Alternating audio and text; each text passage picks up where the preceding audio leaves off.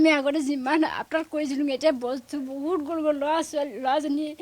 ট্ৰেইনত পৰিছিলে কিতাপ পত্ৰ চব গ'লগৈ ধানটো 60 কুইণ্টেলমান গৈছে তাৰপৰা চাউল 2 কুইণ্টেল আছিলে গাহৰি 2টা আছিলে এই বকুল বাইলুং বৰুৱাই এই বানত সকলো হেৰুৱালে 60 কুইণ্টল ধান হেৰুৱালে প্ৰায় 2 কুইণ্টল চাউল হেৰুৱালে 24টা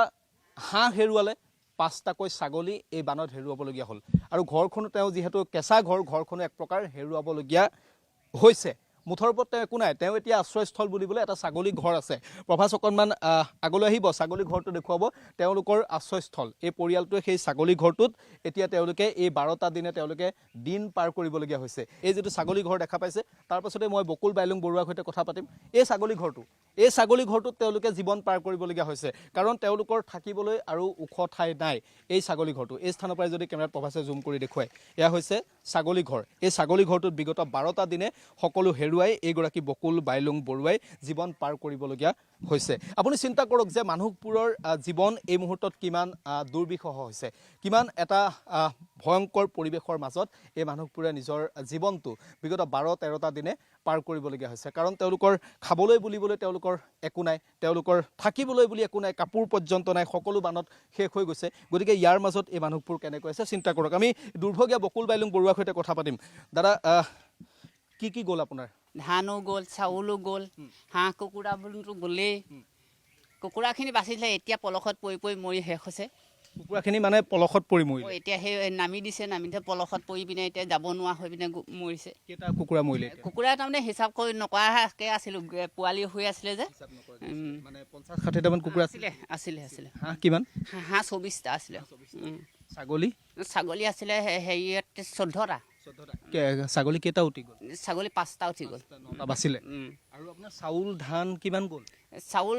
ধানটো 60 কুইণ্টেলমান গৈছে তাৰপৰা চাউল 2 কুইণ্টেল আছিলে গাহৰি 2টা আছিলে গাহৰিকেইটাৰ কাৰণে আমাৰ গাহৰিকেইটা বাচিলে নে গাহৰিকেইটা নাবাচিলে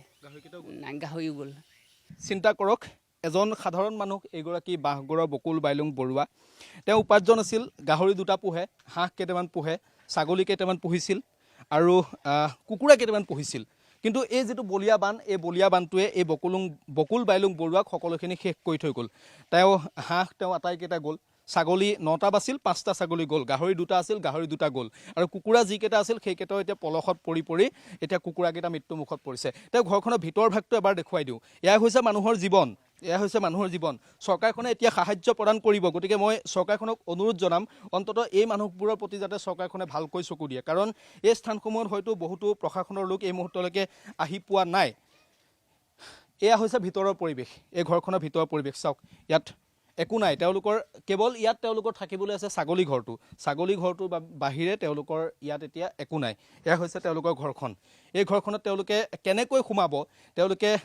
ৰ'দ দিলেও তেওঁলোকে এই ঘৰখনত সোমাবলৈ চিন্তা কৰিব লাগিব কাৰণ এয়া পলস আৰু পলস কেৱল ঘৰখনৰ ভিতৰত বাইদেউ অকণমান আহকচোন নাকানিব এইফালে আহক এয়া ঘৰখনৰ ভিতৰলৈ আমাক তেওঁলোকে লৈ গৈছে তেওঁলোকে ঘৰখনৰ যিটো পৰিৱেশ এয়া এগৰাকী মহিলাৰ কান্দোন এইফালে ঘূৰি দিয়ক বাইদেউ এইফালে ঘূৰি দিয়ক